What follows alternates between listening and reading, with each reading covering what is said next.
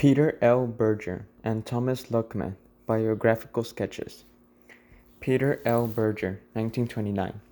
Peter L. Berger was born in Vienna, Austria, in 1929. He studied for a short time in London and then immigrated to the U.S. shortly after World War II. He received his bachelor's degree in philosophy from Wagner College on Staten Island, New York, in 1949, and both his master's and doctorate degrees in sociology from the New School for Social Research. The New School faculty at the time included a number of illustrious German expatriates, including Alfred Schutz. These men not only were well versed in the works of Karl Marx and Max Weber, but also were fluent in a number of languages and an array of fields that stretched from classical to modern thought. In addition to his exposure to a broad liberal arts education, Berger was a fervent student of religion. He continually contemplated his own Christian beliefs and spent a very happy year at the Lutheran Theological Seminary in Philadelphia, where he studied to be a minister. Indeed, Berger is just as well known for his work in the sociology of religion as he is in phenomenology and the sociology of knowledge. His now classic Invitation to Sociology continues to be one of the most acclaimed and inspiring introductions to the discipline of sociology today. Professor Berger has taught at a number of universities, including the New School, Evangelische Akademie in Bad Boll, Germany, the University of North Carolina, the Hartford Theological Seminary, Rutgers University, and Boston College. Since 1981, Professor Berger has been Professor of Sociology and Theology at Boston University. He is also currently Director of the Institute on Culture, Religion, and World Affairs at Boston University. Thomas Luckmann, 1927. Thomas Luckmann was born in 1927 in a small town in Slovenia. He was educated both in Europe and in the US, studying at the University of Vienna and the University of Innsbruck at the New School for Social Research. Luckmann's first major sole-authored publication, The Invisible Religion, original title Das Problem der Religion, 1963, did not appear in English until the year after the publication of Berger and Luckmann's groundbreaking The Social Construction of Reality, and he never became quite as well known in the US as either his teacher, Alfred Schutz, or his collaborator, Peter Berger. Luckmann's unequaled relation with Schutz is duly noted by Luckmann himself in the preface to The Structures of the Life World, which he finished editing after Schutz's death. The completion of The Strukturen der Lebenswelt, The Structures of the Life World, combined the difficulties of the posthumous editing of the manuscript of a great teacher by his student with the problems of collaboration between two unequal authors, one dead, the other living. One looking back at the results of many years of singularly concentrated efforts devoted to the resolution of the problems that were to be dealt with in the book. The other, the beneficiary of these efforts, one a master, always ready to revise his analyses, but now incapable of doing so. The other a pupil, hesitant to revise what the master had written, but forced by the exigencies of the analyses that he continued in the direction indicated by the master to go back, occasionally, to the beginning. Like Berger, Luckmann has taught at a number of universities throughout the world, including schools in New York, Massachusetts, and California, as well as Frankfurt and Constance, Germany. Nearly 30 years after Peter Berger and Thomas Luckmann wrote The Social Construction of Reality, they co-authored a second book, Modernity, Pluralism, and the Crisis of Meaning. Berger and Luckmann's intellectual influences and core ideas. Berger and Luckmann extend Schutz's phenomenology by melding it with the pivotal ideas of Emil Durkheim, Max Weber, Karl Marx, and George Herbert Mead. Berger and Luckmann also drew extensively from philosophical anthropology, especially the work of Arnold Gehlen, Helmuth Plessner. The result is a theoretically multidimensional and provocative phenomenological sociology, captured, above all, in Berger and Luckmann's famous assertion that society is a human product, society is an objective reality, man is a social product. This fundamental sociological truth coined by Berger and Luckmann in the title of their groundbreaking book, is The Social Construction of Reality. From Geslin and Plessner, Berger and Luckmann borrow the idea that humans, unlike other animals, are instinctually deprived or biologically underdeveloped.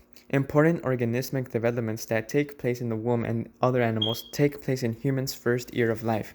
This means not only that the survival of the human infant is dependent on certain social arrangements, but also that, lacking an instinctual basis for action, human beings have to create a world that ensures social stability. Common sense knowledge and social institutions compensate for biological underdevelopment.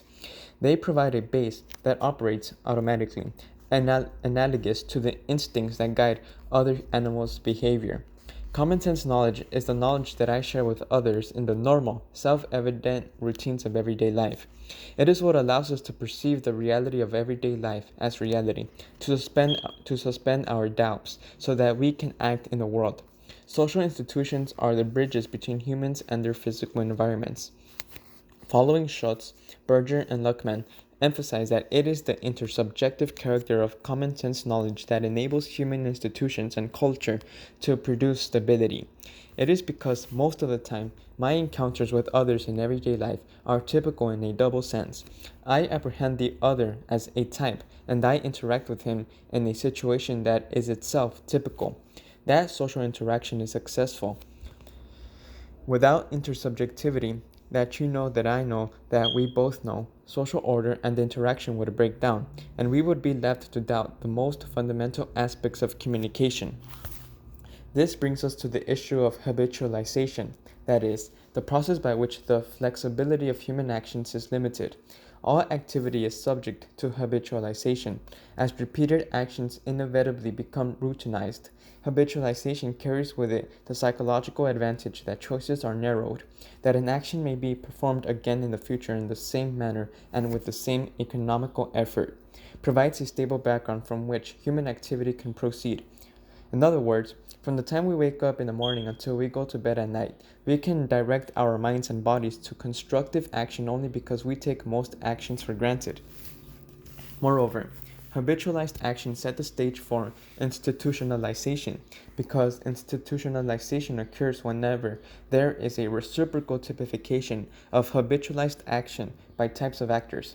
That is, it is when habitualized actions are shared or available to all members of the particular social group that institutions are born.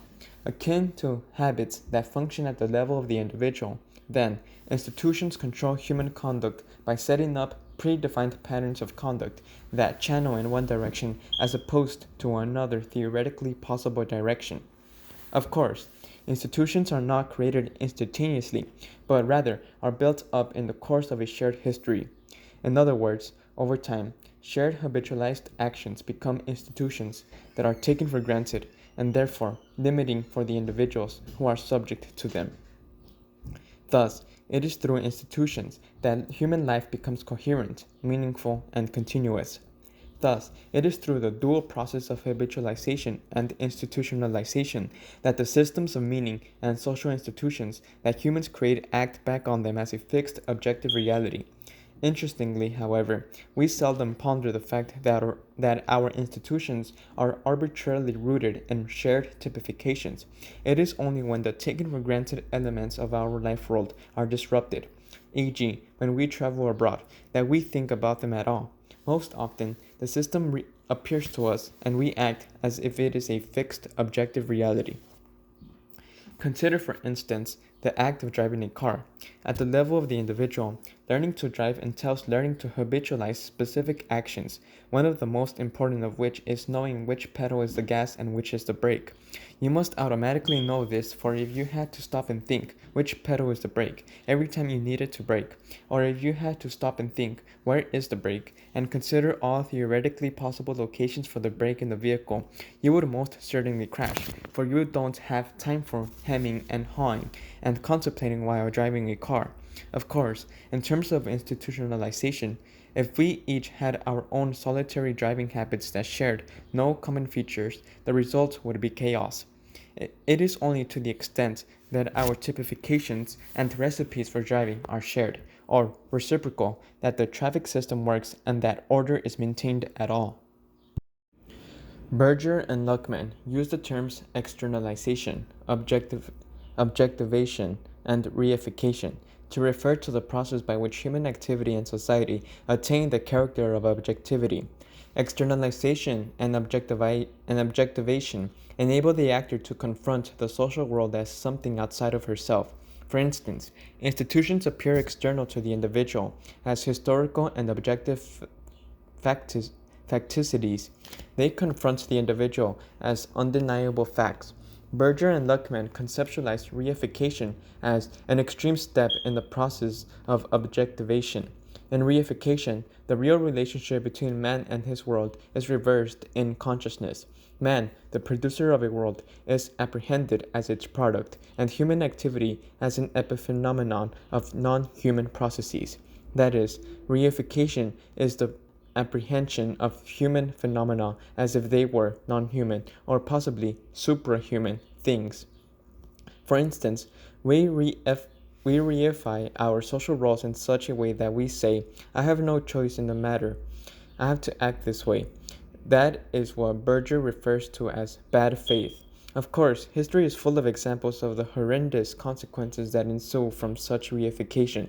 The Nazi concentration camps relied on guards who are said to have merely taken orders. A parallel also can be drawn with the example of torture in the Abu Ghraib prison in Iraq. Berger and Luckmann's conceptualization of objectivation and reification are inspired by Marx, and more specifically by the Marxist concept of alienation. Berger and Luckmann draw consciously on Marx in order to underscore the dialectical relationship between substructure and superstructure, that is, the intimate relationship between the material and ideal realms. For instance, in a famous passage in The German Ideology, Marx maintains that the material or economic basis of religious systems is obscured for believers, much like the inversion of objects on the retina. For Marx, religion is rooted in material processes, namely, the ruling class's interest in maintaining its dominance, that are experienced by the proletariat as reified facts and fixed truths. Similarly, Berger and Luckmann emphasize that human beings create systems of meaning and ideologies that they then experience as objective and suprahuman. And just as Marx perceived religious beliefs as having the same effect as an opiate, providing the masses with comfort and a cushion to shield them from the harsh realities of everyday life, so, too, Berger and Luckmann argue that human actors prefer reification to anomie because the former offers comfort through amnesia.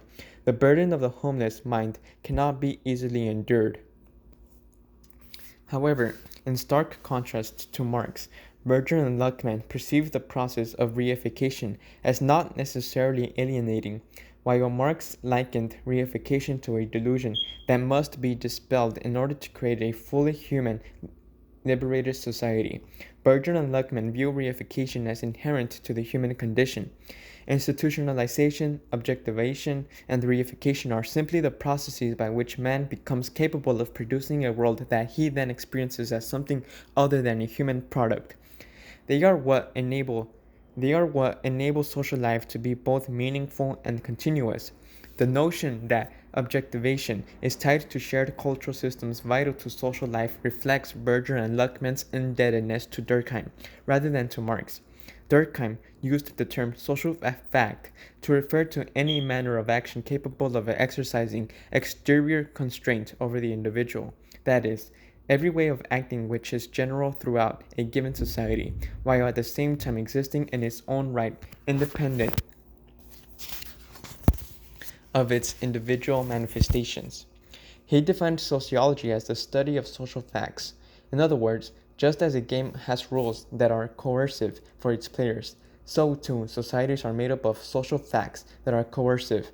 In the process of participating in society or playing a game, the rules are iterated and learned and and unwittingly upheld. Thus, for instance, in the case of learning to drive a car, once we learn to drive, we take the rules of the road, e.g., which side of the road to drive on, for granted as we go about our business, e.g., traveling to where we are going. However, if we ever do forget and get a ticket for not following the law, this rule for us is again reaffirmed. Indeed, in his later work, Durkheim maintains that the primary function of religion is to encode the system of relations of the group, and that through the dual process of ritualization and symbolization, collective sentiments are reaffirmed. As Durkheim states, there can be no society which does not feel the need of upholding and reaffirming at regular intervals the collective sentiments and the collective ideas which make its unity and personality. Now, this moral remaking cannot be achieved except by the means of reunions, assemblies, and meetings where the individuals, being closely united to one another, reaffirm in common their common sentiments. Thus, highly routinized acts, such as taking communion or saluting the flag, are rituals through which participants are bound together and their collective beliefs and sentiments are reaffirmed. In addition, collective sentiments and beliefs are reaffirmed through symbolization. Symbols, defined as something that stands for something else, such as the Christian cross, are markers that are capable of calling up and reaffirming shared meaning and the feeling of community in between periodic ritual acts, such as religious celebrations and church services. As Durkheim states, without symbols, social sentiments could have only a precarious existence. In the spirit of Durkheim, Berger and Luckmann underscore that shared meanings and categories are a sacred canopy vital to social existence. And just as Durkheim emphasized how systems of meaning tie individuals together in a system that they experience as objective reality, i.e., social facts, so too Berger and Luckmann emphasize that institutions are experienced as possessing a reality of their own, a reality that confronts the individual as an external and coercive fact. Moreover, akin to Durkheim's emphasis on symbolization, so too Berger and Luckmann stress that signification, the human production of science, is simply one of the most important examples of objectivation. As Berger states, language confronts the individual as an objective facticity. He subjectively appropriates it by engaging in linguistic interactions with others. In the course of this interaction, however, he inevitably modifies the language. Furthermore, his continuing participation in the language is part of the human activity that is the only ontological base for the language in question. The language exists because he, along with others, continues to employ it. In other words, both with regard to language and to the socially objectivated world as a whole. It may be said that the individual keeps talking back to the world that formed him and thereby continues to maintain the latter as reality. Nevertheless, as this discussion of language reflects, in contrast to both Marx and Durkheim, Berger and Luckmann stress that the individual is not molded as an inert and passive thing. They emphasize the active role that individuals take in maintaining the world that they experience as an objective reality. That is, they stress the experience of institutions over their external, empirical reality. This focus on everyday life reflects Berger and Luckmann's indebtedness not only to Schutz, but also to symbolic interactionism, particularly to the work of George Herbert Mead. In conjunction with the micro-level emphasis of Mead, Berger and Luckmann focus on the dynamics of face-to-face interaction. They explain, for instance, how during interaction, actors A and B play roles vis-a-vis each other. That is, A will inwardly appropriate B's reiterated roles and make them the models for his own role-playing. As Berger and Luckmann state, the reality of everyday life is organized around the here of my body and the now of my present. This here and now is the focus of my attention to the reality of everyday life. This brings us to the final step in the dynamic process of the social construction of reality, internalization. Internalization is the immediate apprehension of interpretation of an objective event as expressing meaning, or the process through which individual subjectivity is attained. Internalization means that the objectivated social world is retrojected into consciousness in the course of socialization. As such, internalization is the beginning point in the process of becoming a member of society, as well as the end point in institutionalization. These moments of externalization and internalization are not to be understood as occurring in a temporal sequence, but rather as a simultaneous dialectical process. Nevertheless, it is in intergenerational transmission that the process of internalization is complete, as Berger and Luckmann maintain. Only with the transmission of the social world to a new generation, that is, internalization as effectuated in socialization, does the fundamental social dialect appear in its totality. To repeat, only with the appearance of a new generation can one properly speak of a social world.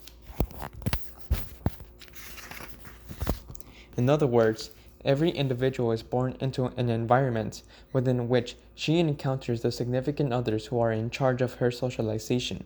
An individual does not choose her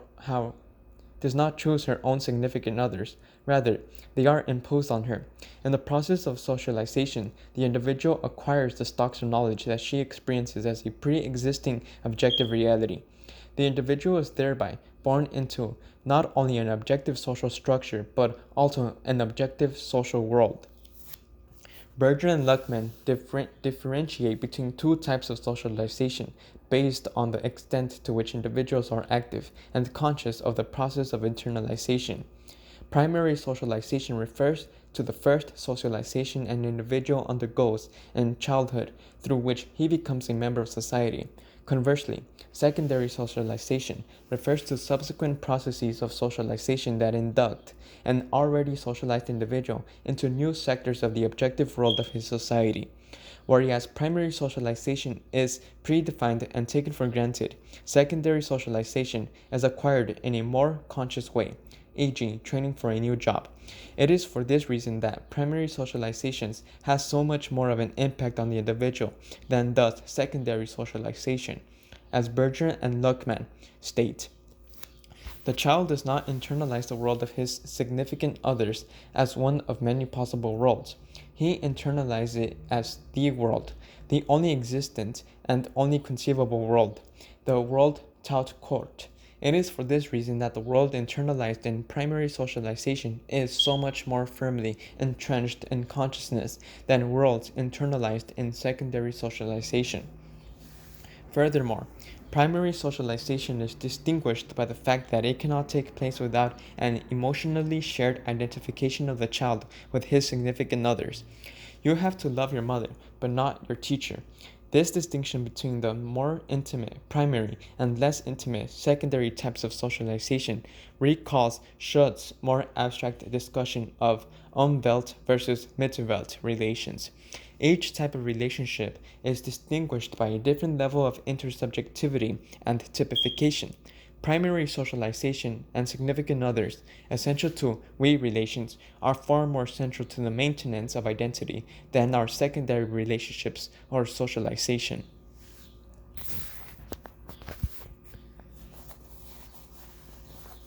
Berger and Luckmann's theoretical orientation. Berger and Luckmann explicitly seek to illuminate the dual character of society in terms of objective facticity and subjective meaning. In so doing, they move back and forth between individual and collective approaches to order. Specifically, as shown in Figure 6.2, Berger and Luckmann emphasize both how individual actors shape social patterns and how social patterns structure individual behavior and consciousness. They argue that institutions control human conduct by setting up predefined patterns of conduct, but at the same time they assert that it is only to the extent that such patterns of conduct are internalized and taken for granted by the individual that they shape consciousness and behavior. Of course, this dual approach to order is a function of Berger and Luckmann's reliance on both Schutz's phenomenology and the classical sociologist Marx, Weber, Durkheim, and Mead. As we have seen, Schutz and Mead are most attuned to the level of the individual. Durkheim, Marx, and Weber are particularly attuned to the collective realm.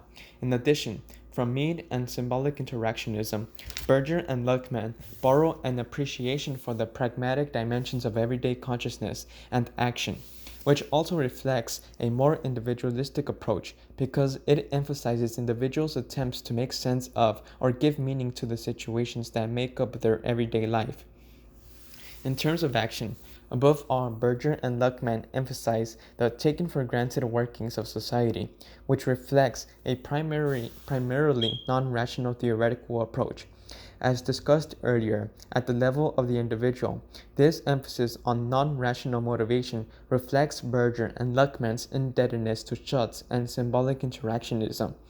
Rather than stress the strategic, calculative aspects of human behavior, they assert the extent to which we act according to internalized typifications, recipes, and life worlds. At the level of the collective, Berger and Luckmann emphasize the shared, intersubjective dimensions of symbolic life, a la Durkheim. Indeed, Berger and Luckmann insist that it is only by using the pre-existing intersubjective elements of language and culture that individuals are able to act at all. This emphasis on pre-existing, taken for granted systems of meaning can be said to reflect a primary interest in the collective non-rational realm. That is not to say that Berger and Luckmann ignore the rational dimension of action entirely, however. As shown in Figure 6.2, objectivation and reification are concepts rooted in Marx that exude a rationalist bent at the collective level. That is, Berger and Luckmann's whole point is that the power and force of social as well as cultural structures is that they are perceived as forces outside of and external to the individual.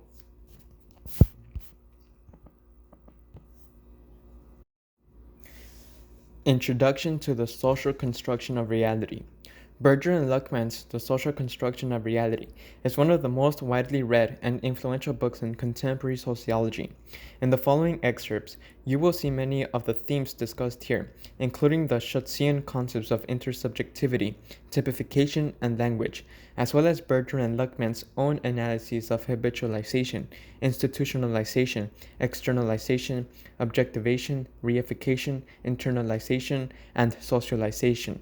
The selection begins with Berger and Luckmann's fundamental point that the reality of everyday life appears already objectified, and that this objectivation is intersubjective, as is most readily apparent in language and sign systems. In the next section, Berger and Luckmann focus on the dual process of habitualization and institutionalization, emphasizing that it is the lack of human instinctual parameters that necessitates the development of sociocultural limits on social behavior. Berger and Luckmann then move on to viewing society as subjective reality, emphasizing the process of internalization and socialization at the level of the individual.